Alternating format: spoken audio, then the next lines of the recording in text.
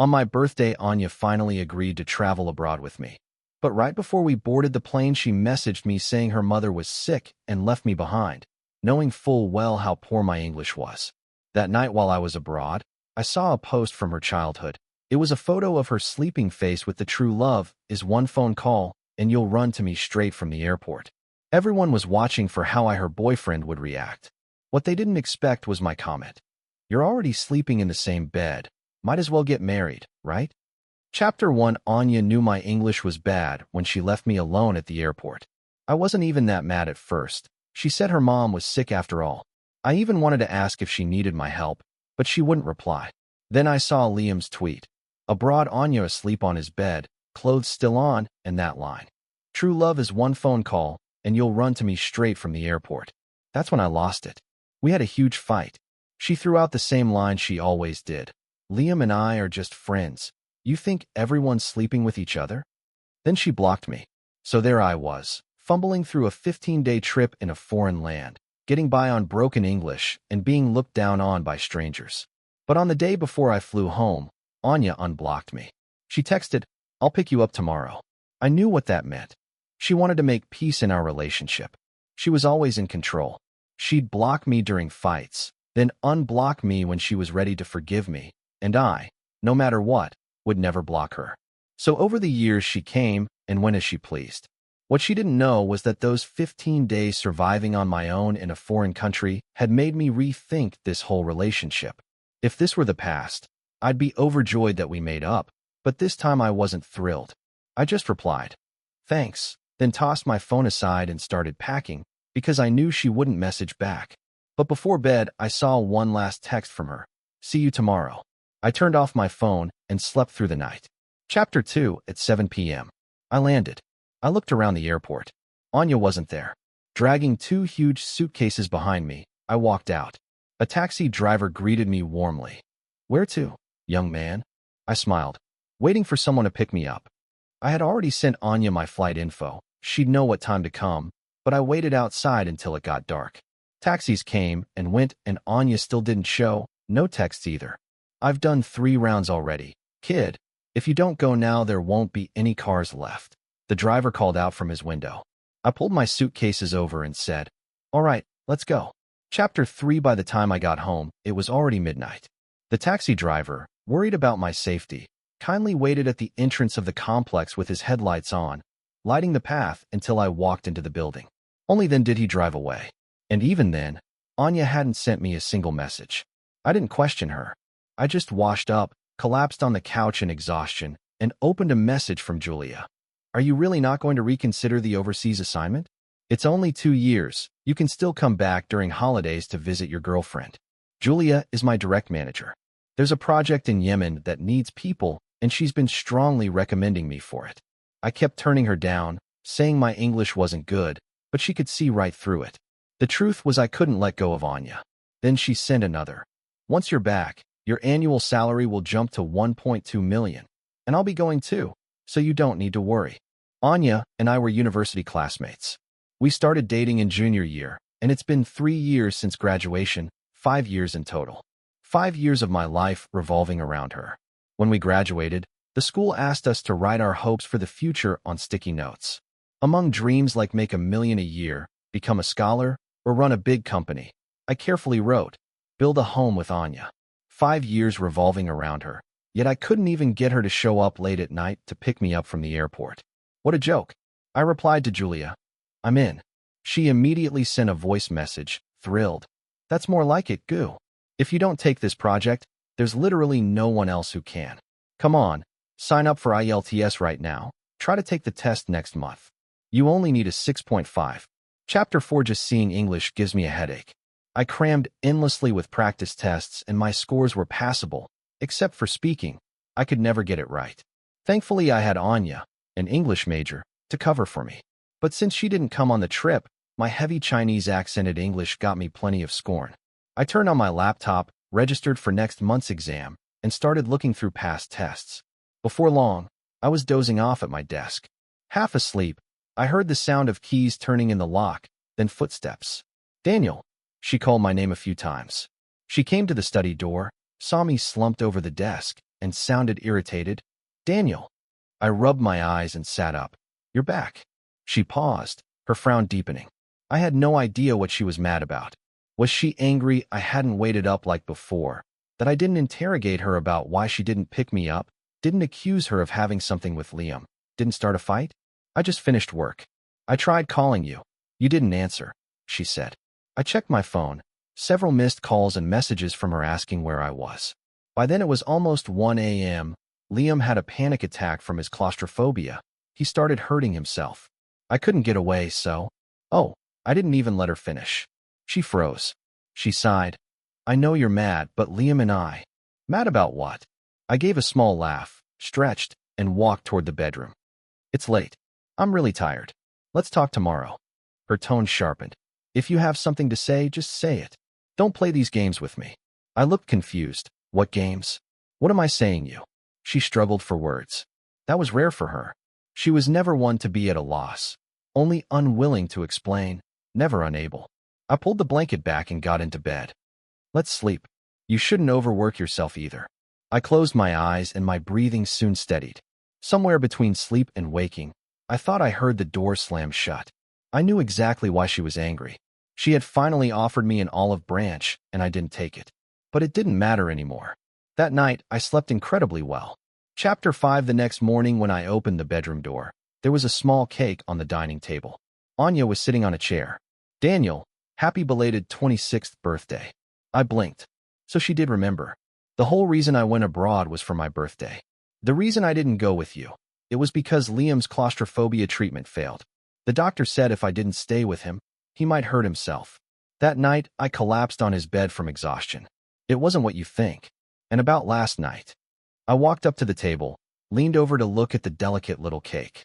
You made this for me? Thank you. She froze for a second. Daniel. The candles were already lit. I clasped my hands together, silently wished for a 6.5 on my IELTS, and blew out the candles in one go. Then I smiled at her. Thanks. First day back home, and already getting treated right. Anya frowned. Daniel, can you just let me explain? I smiled gently. You mean about you and Liam? Don't worry, I'm not jealous anymore. The way she looked at me was strange. I picked up the knife, cut the cake, placed a slice in front of her, then picked up mine and took a bite. Tastes pretty good. You're not angry? I gave a calm smile. No. You guys grew up together, of course you're close. It's only natural to take care of each other. I understand. She was silent for a while. When she looked back at me, her eyes carried guilt. Daniel, there's a company event tonight. Employees can bring their partners. Chapter 6. I was still eating cake and looked up when she spoke. If this had happened in the past, I would have been over the moon. I'd have jumped up and smothered her with kisses. But now I simply put the cake down. I don't think I can go. I've got plans tonight, working overtime. I thought about the IELTS prep I had to do, but if I said that she'd start asking questions. So I just nodded vaguely. Then I'll wait for you after work. We can go together. Better not. I really don't feel like going. Anya froze. I was never the kind of person to skip an event where I could be seen with her. I used to love being her boyfriend, loved it so much I wanted the whole world to know we were a couple. Her brows furrowed tightly. But I'm supposed to bring a +1. I started changing clothes, getting ready to head out. Things are just hectic lately. I really can't spare the time. With my back to her, I focused on what I was doing. A moment later, I heard the sound of a chair being yanked back. She grabbed her coat and walked toward the door. Fine, I'll take Liam then. She slammed the door on her way out. I turned to glance at the door, then went right back to getting ready. Overseas assignment was confirmed. My buddy Ken was flying in that night for a farewell dinner. My phone buzzed with a notification, a special alert. It was Liam. In the past, I obsessed over every tiny detail between Anya and Liam. It hurt, but I couldn't stop watching them. I had even set Liam as a special follow just to never miss anything. This time it was a photo from a party. Liam had his arm around someone's arm in a selfie. The woman beside him in an evening dress didn't show her face, but I could tell it was Anya. The caption read, "Childhood sweethearts, aren't they practically family?" Chapter 7. Anya gave the post a like. She never posted and almost never liked or commented on anything, except when we were fighting about Liam. Then she'd start acting out. In the past, I'd have called her right away, maybe even rushed over, determined to be the one by her side, the one labeled partner. But now I simply liked the post too, and then removed both of them from my favorites list. Kin spoke, zonasing out again. Don't tell me you're going back home to take care of that woman. I chuckled and shut off my phone. No way. Tonight your bro's crashing with you. The next morning, for once, I found missed calls from Anya on my phone and a few unread messages. It's so late. Why didn't you come home? A few minutes later, I didn't stay long at the party. In the past, whenever she had any event to attend, I'd rush home early to make hangover soup. Then when she stumbled and drunk, I'd help her out of her shoes and clothes, feed her soup, and clean up her vomit. It was unthinkable for her to come home to an empty apartment. I replied, out with Ken. What? Much later she responded with just nothing. Chapter 8. I enrolled in an intensive IELTS prep course and hadn't been home for a few days. Surprisingly, Anya messaged me. Let's have dinner tonight. There were things between us that really needed to be said. Dinner was the right time for that. I replied, sure, I'll head home after work. She replied instantly, I'll come pick you up. I didn't answer. Julia had called me in to discuss details of the overseas assignment. At 5:30 p.m., Anya messaged again. I'm downstairs at your office. I packed up and went down, only to find her car wasn't there. After double-checking a few times, she finally drove over from the opposite side of the street. Did your office move? She asked. Yeah, it did. Truth was it had moved a long time ago, but she hadn't picked me up in so long she didn't even know. I had wanted to tell her, but the last few times I asked her to pick me up, she snapped impatiently. You're a grown man. Can't even find your way home? I picked Liam up because he's sick. Why are you comparing yourself to someone with a medical condition? So I stopped telling her. I didn't want her thinking I was hinting again. I walked around to the back seat. Her hand resting on the passenger side door paused. Daniel, she called my name. I had already opened the rear door. I looked up. What? She looked uncomfortable. Why are you sitting back there? I froze for a second. The front passenger seat, that was always Liam's. He claimed his claustrophobia made it unbearable to sit anywhere without a wide field of view. I had fought with Anya over this before, but she'd thrown a glass and looked at me with fury in her eyes. Why are you fighting a sick person over something so petty? You want me to admit there's something going on between us, don't you? We didn't speak for a month after that. Since then I never argued about the front seat again. Oh, just a habit. I'll sit here. No. She seemed flustered. My hand froze. Please sit here instead. I blinked. Okay, sure. My tone was light, like we were just co-workers and there was no need to make a big deal out of it. As I got into the passenger seat, her eyes followed me the entire time. Chapter 9. Inside the car, it was completely silent. From time to time, she'd sneak a glance at me. Usually, it was always me who tried to start a conversation, but she'd inevitably shut it down with, "Don't distract me while I'm driving." Now I had no desire to talk anyway. I leaned back and closed my eyes, blocking out both the silence and her gaze. Ding, ding. My phone buzzed. I opened my eyes. It was Anya's. The wallpaper was a photo of the two of us together. Call Liam. She immediately declined the call. Moments later, that shrill ding, ding rang out again. She moved to decline it again, but her hand paused above the button. I picked up the phone, answered the call, and handed it to her. She hesitated before finally taking it. Liam's voice trembled on the line. Anya, I think my claustrophobia is acting up again. I can't remember where I put my house keys. I can't get out. Can you please come help me? Anya looked at me, her grip tightening around the phone. I'll send someone else to you, okay? But Liam's voice grew urgent. No, Anya. Only you can help me. I don't trust anyone else. She furrowed her brows and looked at me as if searching for permission, but said nothing. I knew what she was thinking. Even on the rare occasions she came to pick me up, one phone call from Liam would always reroute her. No hesitation. And if I ever pushed back, she'd lose patience. You're only a few blocks from home. Can't you just walk? Liam is sick. He might not even find his own front door. We grew up together. Helping each other out is normal. You're healthy and fine. Why are you always so upset over him? You just want me to admit there's something going on between us, don't you? Ugh, you're impossible. Get out of the car and cool off. The worst time was at 1 a.m. Right after a fight. She drove off to help Liam, leaving me walking alone down a pitch-black street, heart colder than the night. It's fine. Just drop me off at the next intersection, I said, pointing ahead. Forget it. I'll drop you off at home first, then go to him. I smiled. It's only a few blocks. I can walk home, you know, and it's not even on the way. No need to make a detour. I'll swing by the supermarket while I'm at it. It's just up ahead. She froze for a second, like the word struck a chord. She dropped me off at the supermarket entrance. Just as I was getting out, she suddenly grabbed my hand. I'll come home for dinner tonight. I blinked. All right, I'll make enough for both of us then. I gently pulled my hand away. She reached out reflexively, but I had already closed the door. Daniel, she called after me through the lowered window, her voice slightly panicked. I'm sorry. I gave her a soft smile. It's okay. He's sick. Go take care of him. And with that, I turned and walked into the supermarket. Chapter 10. I made dinner for two, but by 7:30 Anya still hadn't shown up. I stared at the empty chair across from me and the untouched food on the table. Unlike the past, I didn't wait. I picked up my chopsticks and started eating by myself. By the time I finished, she still hadn't come home. No messages on my phone, no posts, no updates, just silence. Normally, whenever Liam called her over, he'd post something on social media. No idea why he broke the pattern this time. I cleared my side of the dishes, washed them, then wrapped up her portion in plastic wrap and put it in the fridge. After that, I went into the study, completed 2 full IELTS practice sets. When I looked up again, it was already past midnight. Time always flew when I was focused on my own stuff. Hours gone without even realizing it. And during those hours, I hadn't thought about Anya even once. I actually felt really good. My mind clear, my goals focused. I felt fulfilled. So this is what happiness doesn't have to depend on anyone else.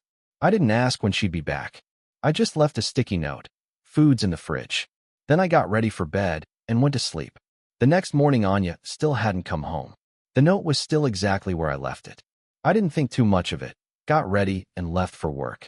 I was swamped all morning, thinking with colleagues overseas in Yemen, and honestly didn't even think about Anya. It wasn't until lunch that I noticed several missed calls from her. Right as I saw them, she called again. I picked up. Her voice sounded urgent. Why weren't you answering your phone? It felt familiar, that anxious, demanding tone that used to be my role. But now I felt nothing. I was busy this morning. What's up? My tone was as neutral as if I were talking to a coworker. She paused for a moment, then said, Nothing. It's just last night Liam's condition got worse, and I didn't have time to tell you. That's all. I laughed lightly. Don't worry, I understand. You don't have to explain. I'm not upset, really. Maybe it was just me, but ever since I stopped reacting with anger, she started feeling uneasy, like she needed emotional validation from me. But I thought I'd been clear enough. Yes, really, I'm not upset. I understand. Just then a colleague called me for lunch. I responded, I've got to go eat now. Anything else? She hesitated, her voice a little shaky. Well, last night was my fault. Let me cook dinner tonight. I'll pick you up after work, okay? I thought I misheard. She barely eats at home, once or twice a month. And cooking? She's never cooked a meal for me, ever.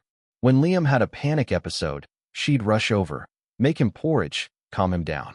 But if I ever complained, she'd frown and say, You cook so well, you can't even make porridge for yourself? Back then I told her, It's not about the porridge, it's about the fact that you cook for him, but never for me. She always brushed it off. What does it matter who makes it? You still eat it, don't you? But it did matter a lot. In the past, if she had offered to cook for me, to come pick me up, I would have been over the moon.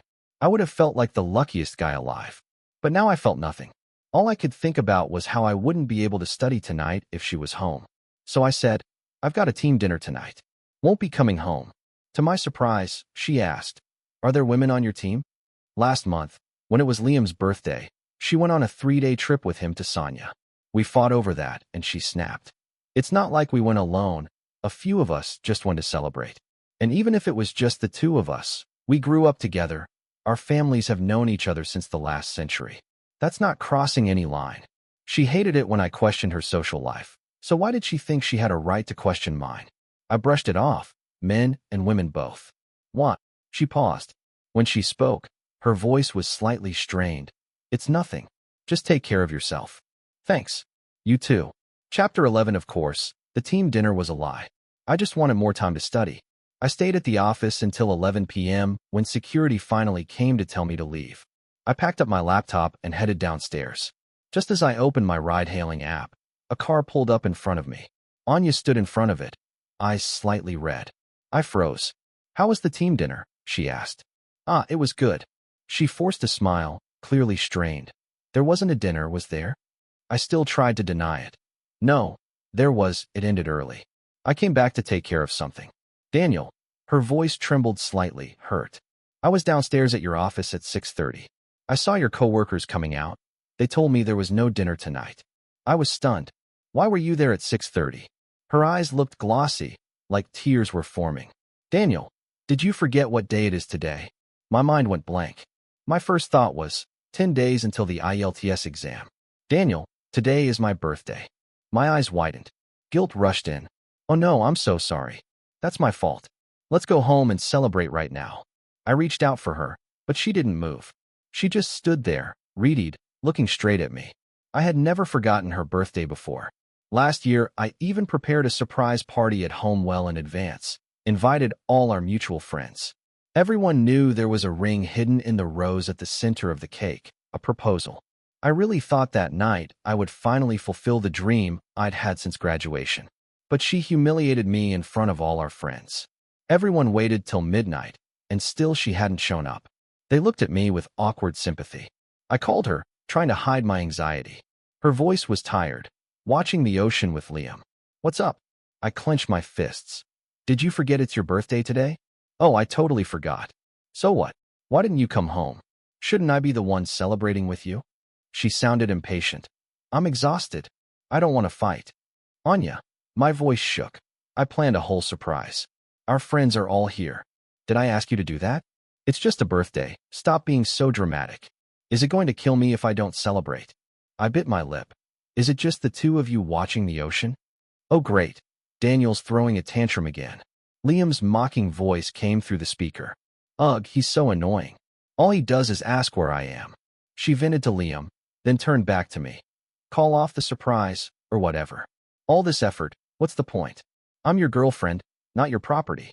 Whether I celebrate, who I celebrate with, where I go, that's my choice. It has nothing to do with you. Stop being so clingy, okay?" I had her on speakerphone. Everyone heard her voice and the cold, flat beat after she hung up without hesitation. "And just before that, so quiet you might miss it," she muttered. "God, so annoying." Chapter 12. "Daniel, did you really forget my birthday?" She grabbed my wrist. I let out a sigh. "It's just a birthday. It's not like you're going to lose a limb." Shock flashed in her eyes, and her hand trembled slightly as she held mine. Thinking about how this relationship was nearing its end, I decided not to ruin her birthday on top of everything else.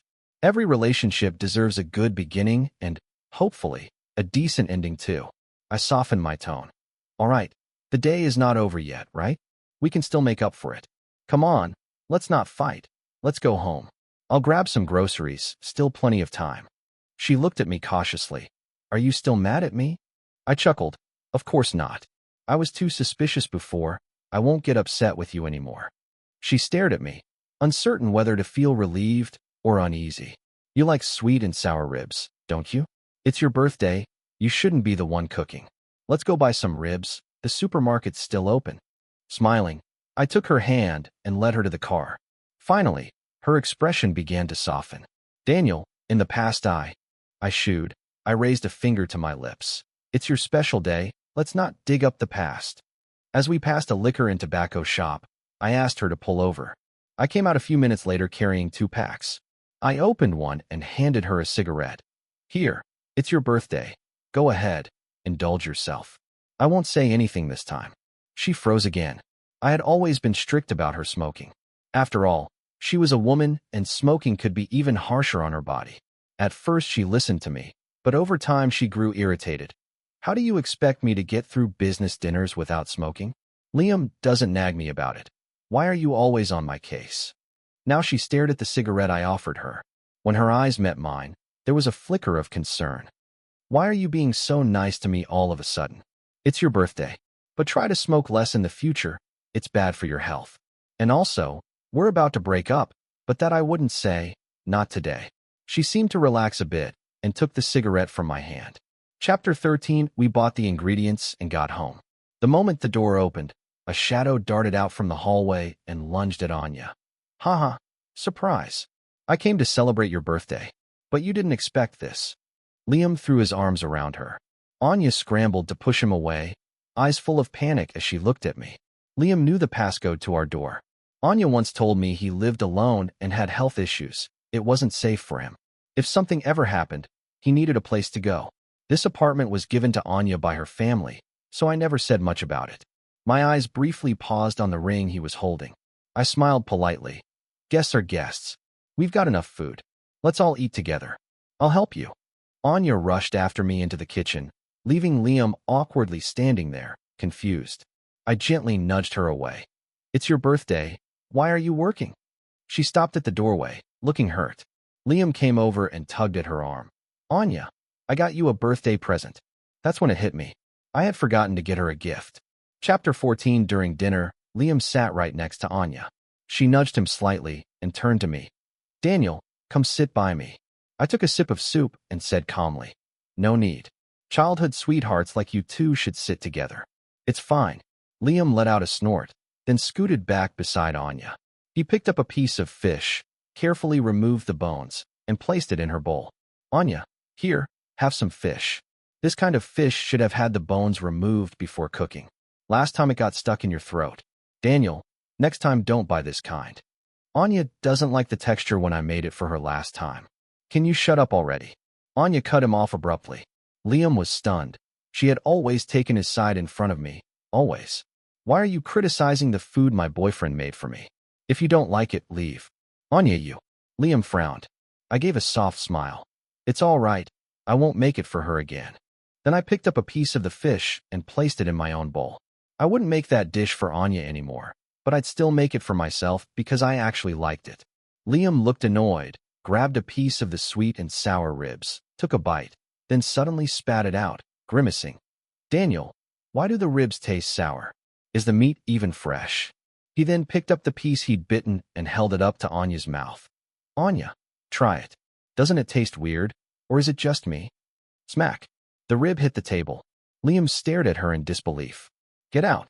Anya's voice was ice cold. Liam blinked, stunned. What did you say? I said get out.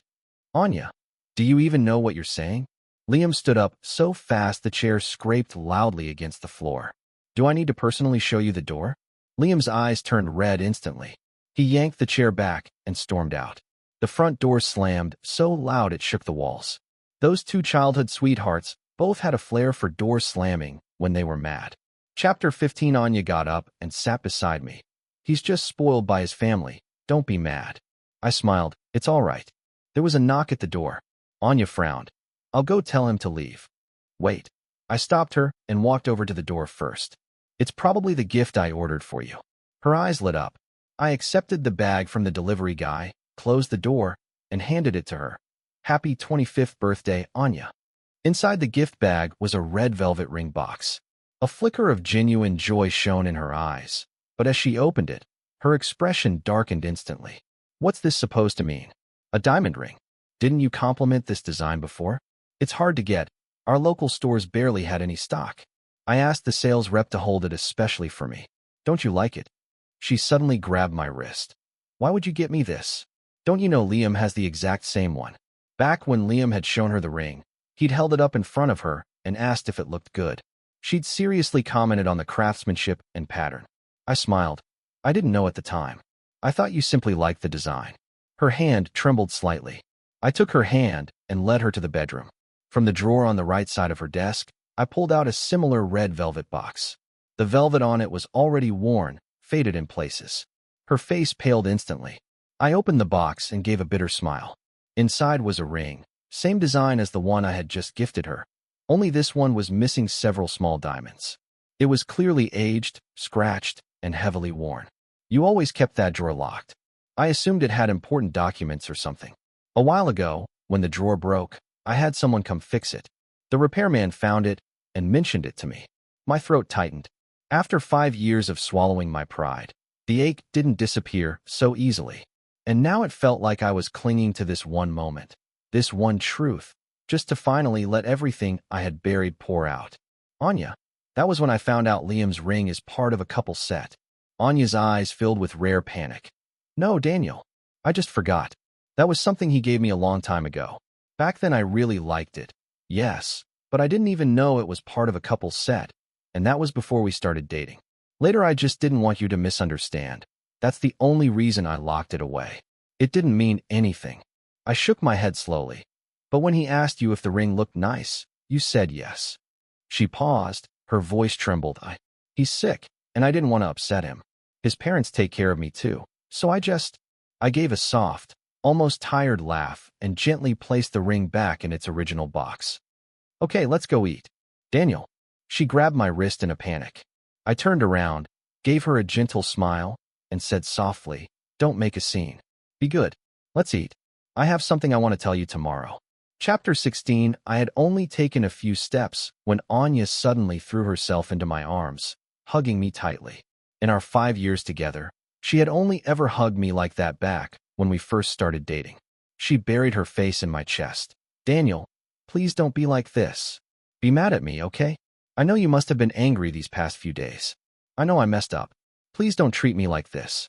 I'm begging you. I chuckled softly. I'm not mad, really. But she held me tighter. Is it because I was too close with Liam?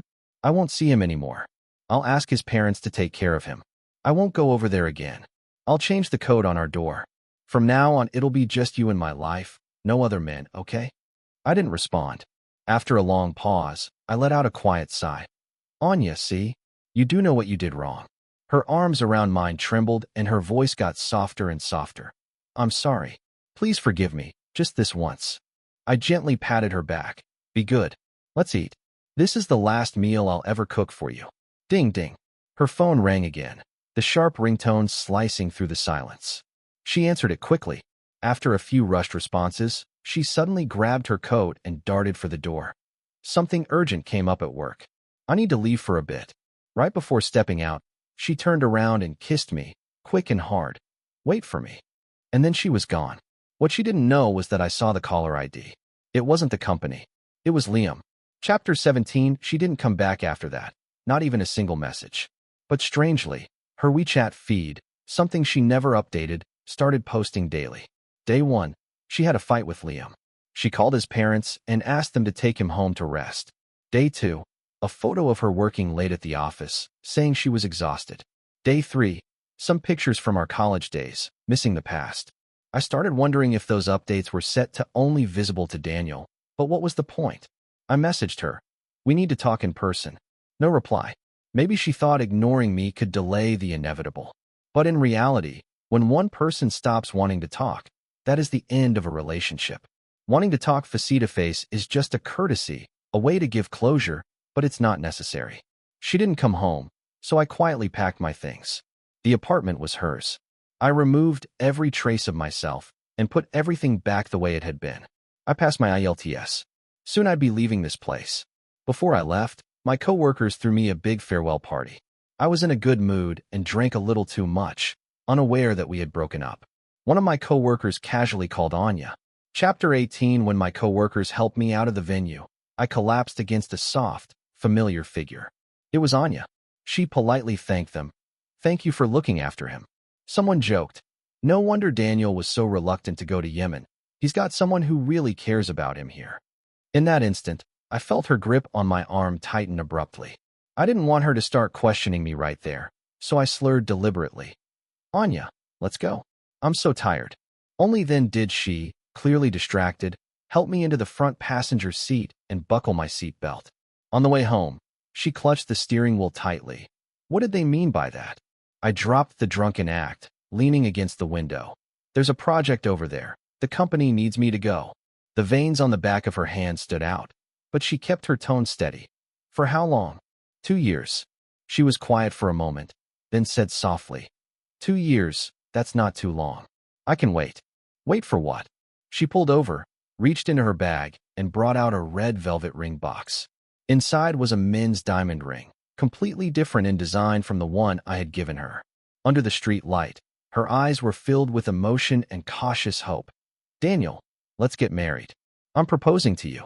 Chapter 19. I stared at the ring for a long time. I said nothing, then suddenly laughed. Anya, Did you know that last year on your birthday, I hid a ring just like that inside your cake? Oh wait, mine was the women's version. Her face went pale. I laughed until tears filled my eyes. Anya, our taste is so perfectly aligned. It's almost poetic. Too bad it's all too late now. She suddenly grabbed my wrist, eyes rimmed with red. No, it's not too late. Daniel, it's not too late for us. I'll wait for you. 3 years, 5 years, however long it takes. As long as you come back, we'll get married, okay? If you're willing, we can even. Anya, I calmly pulled my hand away. We already broke up. In that moment, all color drained from her face. Her hand hung frozen in the air, too stunned to fall back down. Anya, we dated for 5 years, and during those 5 years I had so many unrealistic dreams about us. I know it's been exhausting for you. After tonight, you're free. Her eyes welled up and she clung to the last thread of hope. No, they weren't just dreams. They were our future. I gave a gentle smile. We don't have a future together anymore, but we each still have our own. With that, I opened the car door and stepped out. I left the house key on the shoe rack. I've moved all my stuff out. I'm flying to Yemen tomorrow. Maybe we'll meet again someday. I walked down the familiar street. Behind me, the car's headlights stayed on, lighting the road ahead of me. Right as I reached the corner, curiosity got the better of me. I turned around. In the driver's seat, she had slumped over the steering wheel, her shoulders shaking uncontrollably. I'd never seen her cry before. This was the first time. But it had nothing to do with me anymore. My future was waiting, bright and wide open.